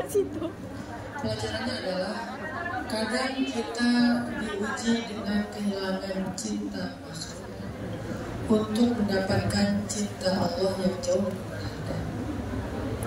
Seolah-olah Allah bilang ini, hambaku, selama ini kamu habiskan semua perhatian kamu untuk dia. Tapi lihat, ketika kamu diabaikan, siapa yang peduli sama kamu? Aku kan? Dan alhamdulillah dengan ujian Mbak Mar'atus Solihah, Mbak Mar'atus Solihah dikasih taufik oleh Allah untuk justru kehilangan sebuah cinta, tapi mendapatkan cinta yang lebih besar. Harusnya itu bersyukur, itu bukan musibah. Kehilangan satu cinta yang kecil, tapi mendapatkan cinta yang besar. Nanti di dalam cinta yang besar ini Allah sediakan cinta-cinta yang berlimpah. Jadi Mbak Mar'ah bukan seorang yang sedang diuji, tapi seseorang yang sedang diberikan anugerah melalui ujian. Tidak ada sih. Tetap sedih, namanya patah hati. Tapi minimal fa'inna ma'al usri. Usrinya Mbak Mar'ah itu adalah ternyata bukan dia pilihan laki-laki tersebut, diabaikan. Tapi yusronya luar biasa.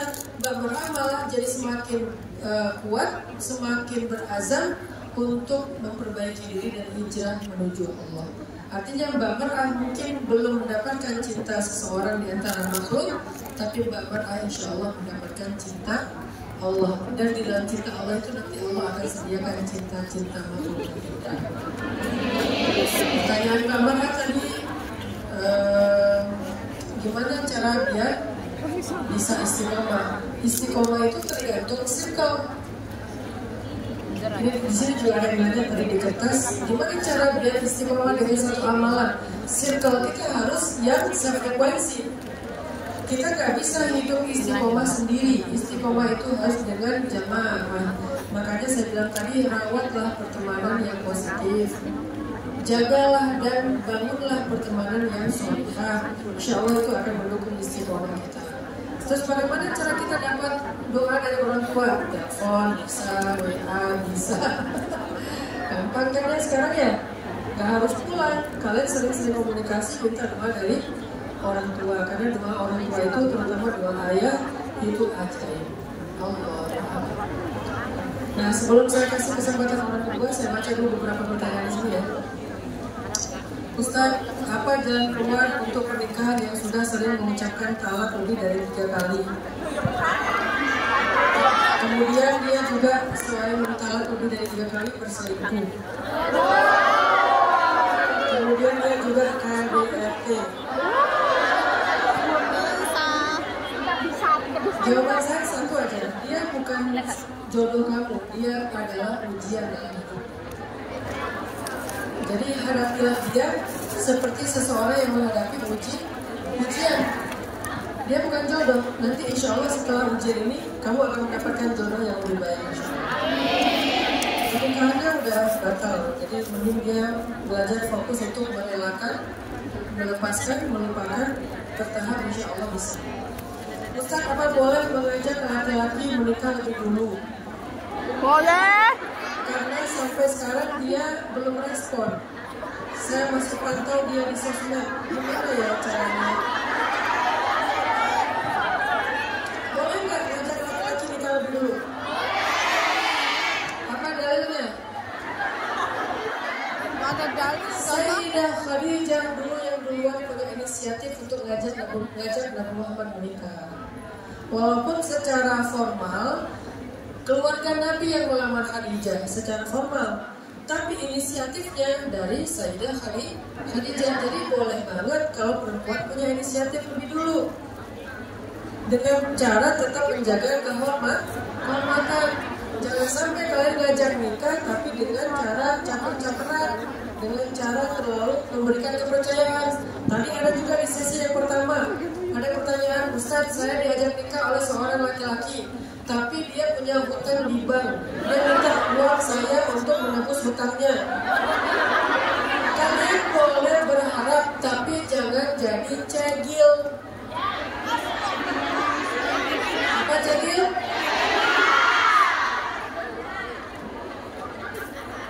Ustaz, saya single mom dan alhamdulillah diamanahi seorang anak yang spesial. Saya percaya apapun yang diberikan Allah itu yang terbaik. Tapi terkadang dalam pikiran muncul rasa tentang bagaimana keadaan anak saya di masa depan. Bagaimana cara menghilangkan kecemasan itu, Ustaz? Tadi saya sudah jawab di materi. Caranya adalah titipkan dia kepada Allah. Semua bisa berubah. Saya kenal beberapa orang yang di masa kecilnya ini anak kayaknya spesial deh. Dalam arti dia punya kelainan gitu ya. Tapi ternyata di masa depan justru dia yang paling berprestasi dalam keluarganya. Ada yang kayak gitu. Jadi berbaik sangkalah kepada Allah, titipkan anak ini kepada Allah. Kita hanya merawat dan menafkahi dia seperti kita. Masa depan dia bukan di tangan manusia, bukan di tangan sekolah, tapi di tangan Allah. Ustaz, sekarang ini banyak yang bilang selain donatur dilarang mengatur. Menurut Ustaz, kalimat ini gimana? Ya nggak gimana-gimana. Ini kalimat muncul dari orang-orang kapitalis ini. Orang-orang yang terlalu materialistis. Sejak kapan yang paling mengatur hanya yang memiliki duit? Kalau gitu nanti yang akan berkuasa di kita itu hanya orang yang mampu bayar. Orang gitu? Enggak dong. Nggak usah dijawab ya. Ustaz, rumah dan mobil yang di mana itu ada campur tangan hasil kerja saya selama di Hongkong, apa mungkin saya perjuangkan untuk menjadi hak anak saya, Ustaz? Ya mungkin loh. Kan itu harta suami, harta istri.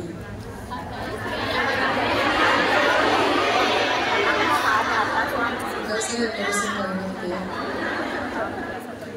Perempuan tidak punya kewajiban menafkahi, sehingga kalau dia punya hak, kalau dia punya harta, maka itu akan menjadi hak dia sampai mereka sepakat untuk membelanjakannya bersama-sama. Kalau enggak, maka itu hak istri. Ada yang mau baca Islam, Ustaz? Iya. Silakan maju ke depan. Tadi yang mau masuk Islam mana? Pergi. Yang mau ngomong Islam tadi masih apa? Ya sudah ya, udah saya panggil lo ya. Sudah saya panggil loh. Saya udah Mbak. Panjenengan. Tes.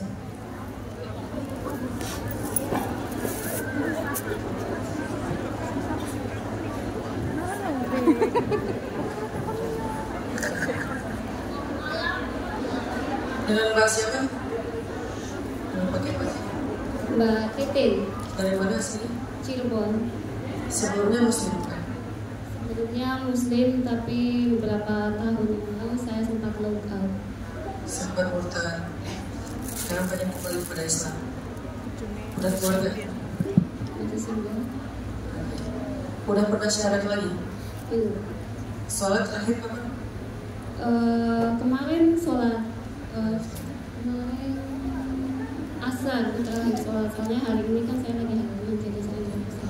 Apa yang kalau boleh jadi pelajaran buat kita semua, apa yang membuat Mbak Titin kembali memutuskan untuk kembali Islam?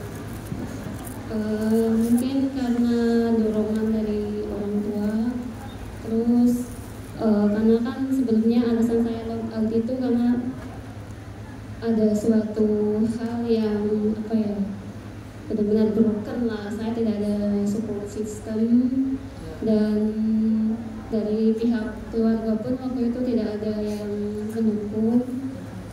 Mungkin sudah lumrah ya kalau orang tua kami para TKW sini, mereka hanya menanyakan uang kiriman, tidak ada nanya kabar.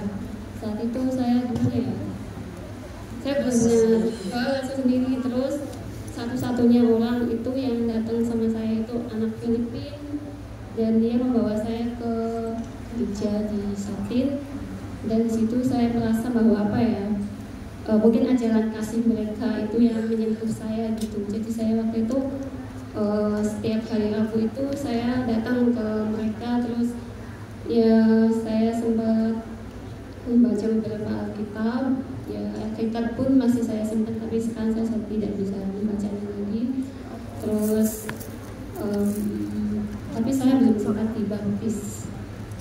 Tapi meskipun belum sempat dibaptis, tapi hati saya itu sudah ngomong bahwa saya mungkin ajaran ini yang ketika saya down, ketika saya broken itu mereka yang ada, mereka yang angkat saya untuk bangkit.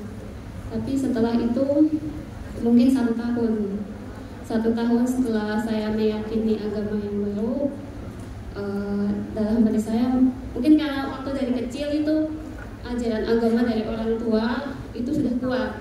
Jadi meskipun saya sudah Muslim, sudah lock out, tapi dalam hati saya itu ya kalau misalkan apa ya, kalau misalkan makan itu saya tetap berdoa Bismillah gitu.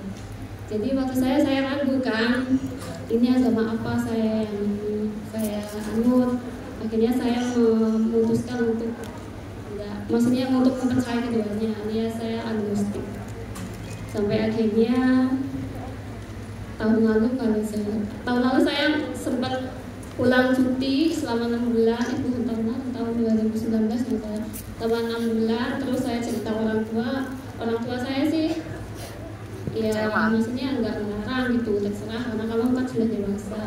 Cuman saya melihat sendiri bapak saya itu seorang imam, dan di situ saya melihat bapak saya mengimami di musola gitu. Saya terketuk, bapak saya itu segininya gitu percaya sama Tuhannya, dan bapak saya itu membesarin saya itu benar-benar yang tulus.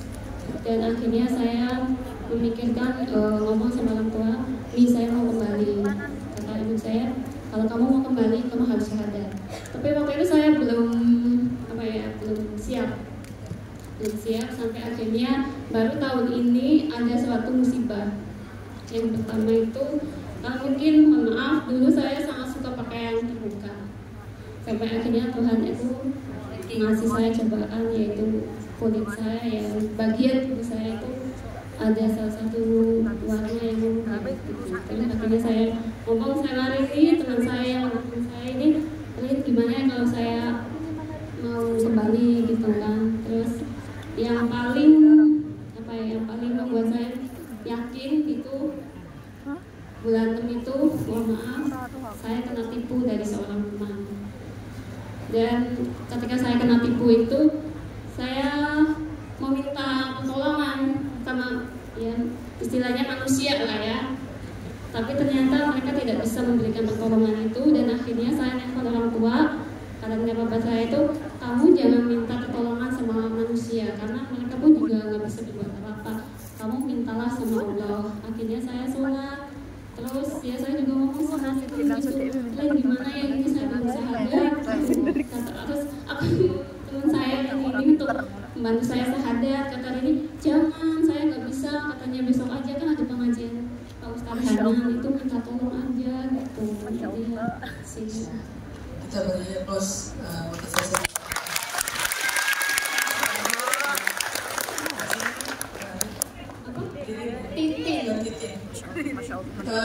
Itu salah satu contoh teman-teman yang tadi saya sampaikan, pentingnya circle support system Suhbah Solihah. Tadi Mbak Titin karena ada temannya Mbak Rini sebagai konsen saya olah batin. Mbak Titin sama Mbak Rini ya. Jadi hari ini kita ingin menjadi saksi untuk saudari kita Mbak Titin untuk kembali kepada Islam. Semoga persaksian kita membuatkan beliau, doa-doa kita menjadikan beliau lebih istiqomah dan lebih. Amin. Titin pasti sudah hafal kan alamatnya ya, tinggal diikuti aja. Asyhadu an la ilaha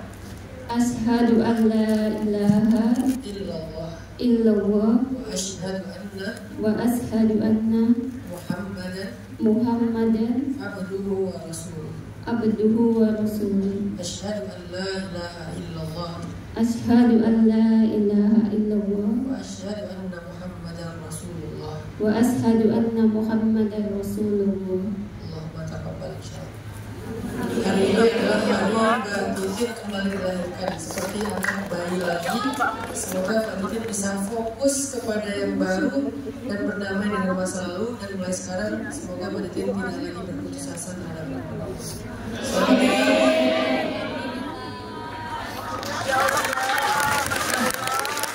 Terima kasih kepada satu saudara kita kembali di jalan Allah, dan mudah-mudahan Mbak Titin istiqomah ya. Mudah-mudahan Allah selalu menolong dia dan diberi hidayah. Sekarang waktunya kita berdoa sampai jam 4 lebih ya. Fokus doa. Kita doakan di sini ada Mbak Siti Komaria yang ketelan jarum betul, sehingga posisi jarumnya sudah ada di usus halusnya dan berubah kemana-mana tapi belum ada hasil. Mbak Siti Komaria, kemudian Al-Fatihah untuk kedua orang tua. Yang pertama Ambil kan aja juga kan ada dimut di situ, lah ketelen. Kemudian Langsung ketelen dulu, maksudnya lurus nih loh. Orang nek malak kan kayak. ini mungkin salah satu dari kita. A'udzu billahi minasyaitonir rajim. Bismillahirrahmanirrahim. Allahumma lakal hamdu kullu wa lakash syukru kullu wa ilayka yurja'ul amru kullu sirruhu wa alaniyatuhu fa ahlun anta an tuhmad wa ahlun anta an tu'bad la ilaha illa antal ahad as-samad lam yalid wa lam yulad wa lam yakul lahu kufuwan ahad.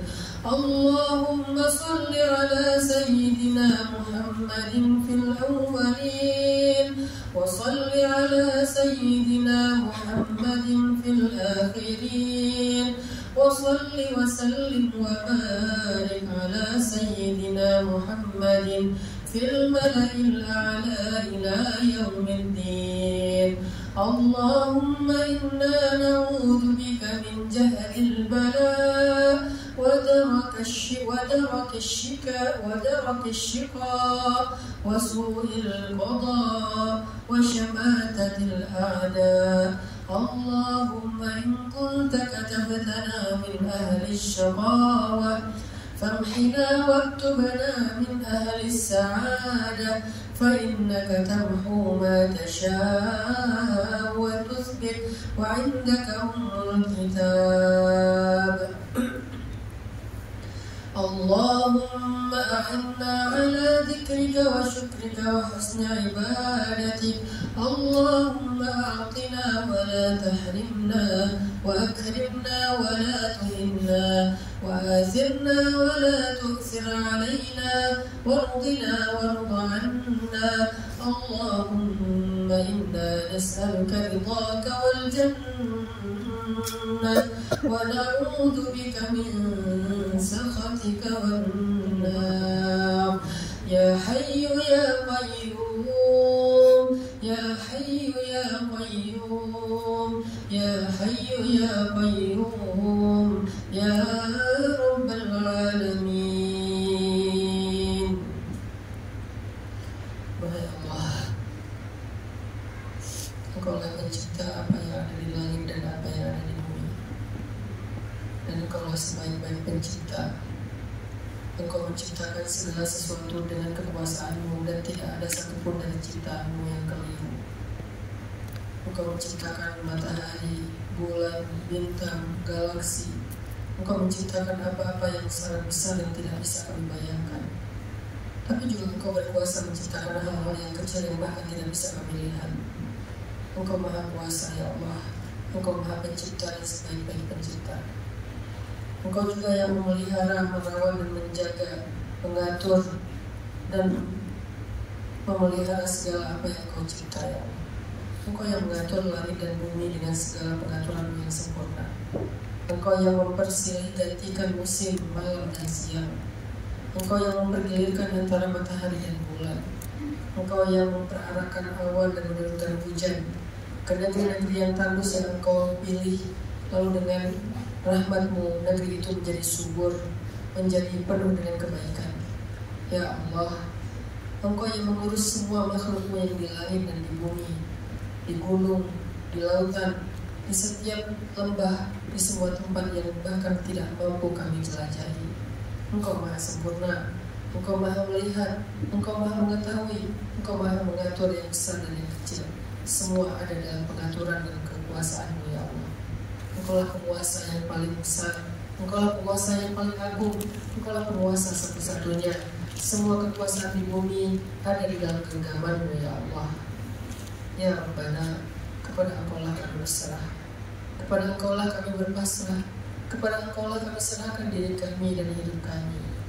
Kami titip keluarga kami, diri kami, hidup kami, masalah kami, masa depan kami, hal-hal yang gaib dalam diri kami. Kami titipkan kepada Engkau ya Allah. Jagalah kami ya Allah. Jagalah titipan kami ya Allah dengan penjagaan-Mu yang sempurna. Kami serahkan urusan-urusan kami kepada-Mu ya Allah, agar Engkau mengaturnya dengan pengaturan-Mu yang sempurna. Kami lelah ya Allah, kami capek ya Allah, kami hampir menyerah ya Allah, kami bingung ya Allah, kami kehilangan arah ya Allah. Pilihkanlah untuk kami pilihan yang Kau ridhai. Aturlah hidup kami dengan pengaturan-Mu yang sempurna. Peliharalah kami dengan pemeliharaan-Mu yang baik ya Allah. Ya Rabbana, sembuhkanlah luka kami, luka zahir, luka batin. Hiburlah kesedihan kami. Angkatlah derajat kami dari setiap kesulitan dan musibah yang kami dapatkan dalam hidup. Ya Allah, sesungguhnya Engkau berjanji bersama kesulitan ada kemudahan. Maka berikanlah untuk kami kemudahan-kemudahan bersama dengan setiap kesulitan hidup kami. Jangan biarkan kami sendiri dan berputus asa ya Allah. Temanilah kami di masa-masa sulit kami ya Allah. Ya Allah, angkatlah derajat orang-orang yang telah berbuat baik pada kami. Angkatlah derajat guru kami, orang tua kami, saudara kami, sahabat setia kami, orang-orang yang berjasa dalam hidup kami. Ya Allah, bimbinglah kami selalu berada di jalan-Mu sampai akhir hayat kami. Jangan biarkan kami berputus asa di tengah jalan, karena ketika kami mendapatkan ujian-ujian dan kami merasa tidak mampu menjalaninya. Ya Allah, datangkanlah dalam kehidupan kami orang-orang saleh untuk menjadi keluarga kami, untuk menjadi teman dan sahabat kami, untuk menjadi penolong-penolong kami dengan izin-Mu ya Allah. Rabbana, kepada Engkaulah kami adukan keluh kesah hidup kami. Engkau satu-satunya harapan kami. Hasbunallah wa ni'mal wakil. La hawla wa la quwwata illa billah. Rabbana atina fid dunya hasanah wa fil akhirati hasanah wa qina adzabannar. Subhana rabbika rabbil izzati amma yasifun wa salamun alal mursalin walhamdulillahi rabbil alamin. Al-Fatihah.